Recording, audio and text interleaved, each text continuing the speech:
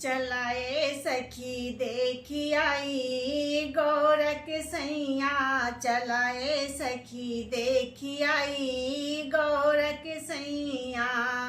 गोरख सैया सखी गौरा के सैया, गोरख सैया सखी गोरख सैया, चलाए सखी देखी आई गोरख सैया।